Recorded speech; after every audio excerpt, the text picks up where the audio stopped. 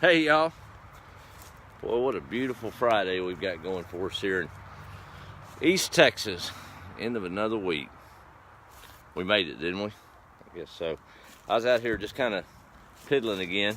Not any real productive work, but looking at this old fence and getting some of these nails out of it as we continue to start digging out of this cold and do a little clearing and cleaning, if you would. But tell you, we've got a mess around us, don't we?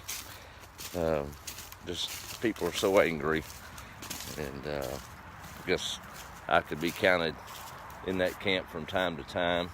And, I've noticed how much I've grown, or like to think I have anyway, in my reactions, working through this nails on this fence. And I remember a story about a little boy that had a bad temper problem, and really resonated with me the last few days as we try to grasp the thoughts in the world around us and different views and the arguing and the pain that we see. But sometimes it's best just to take the high road and not be angry. The little boy had a bad temper problem, so bad so that his dad had to kind of intervene and said, you know, son, I'll tell you what I want you to do. Every time you lose your temper, here's a bag of nails. I want you to go out to an old fence and drive a nail in it and calm down.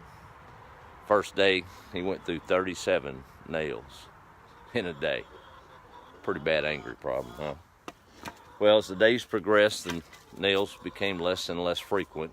As he understood it, it was kind of tough driving those nails in that fence, and maybe it was just easier to hold his tongue.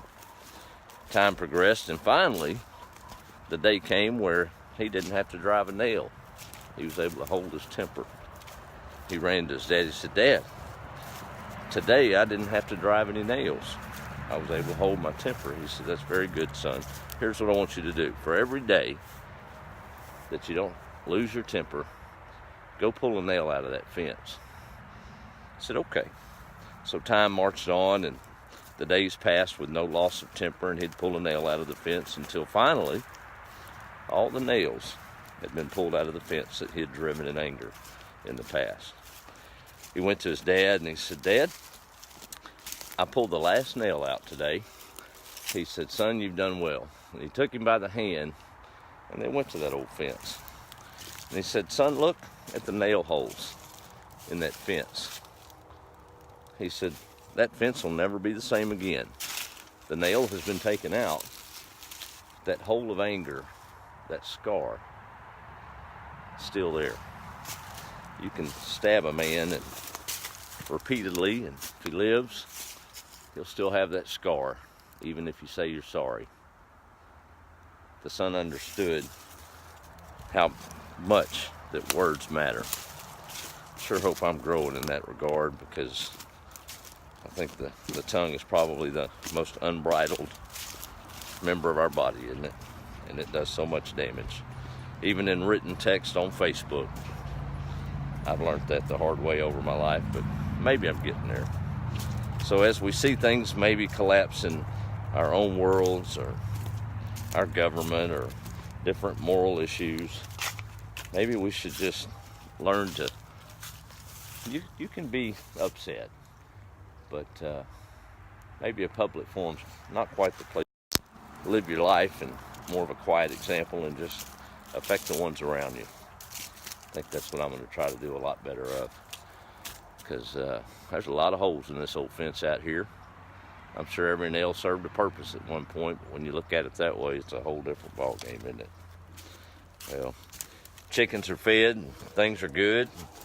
We're going to be finally breaking ground here in the next few days, and I'm so excited for it as we get ready to do some planting and let all that stuff take over, right? I guess I need to do a quick little roll call for the evening, and we'll sign off. Me and Jordan's going to go grab a bite to eat and enjoy the weekend. Let's see who we got on here. Let's see, there's Carol Ann from Cushing. Hey, how are you? Good to see you on. There's Melinda from Oregon, my good friend. And Pamela, New Braunfels. How about that? See, I even said it right. There's no S after the N. You can tell who's been there before, can't you?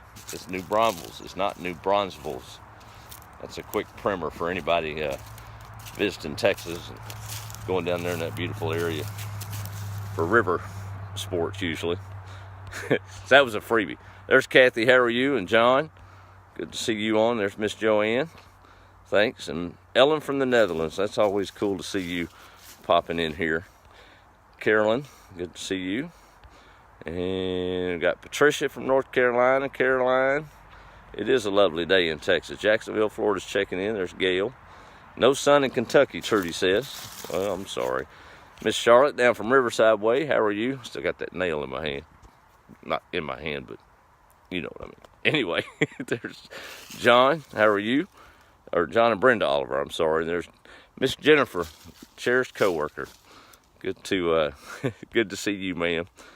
Proud of that little family you got raising there. Carolyn Durrell, how are you, ma'am? Just down the road here, close to home. And Wanda Ray from Florida, and there's Ellen again. So, anyway, all right, I've rambled enough, but let's think about the nails we're putting in the fence, right? We don't need to leave any more scars than what's happening already. I think the media and the fringes take care of that enough for us, right? Be kind and maybe temper the argument with some reason and love.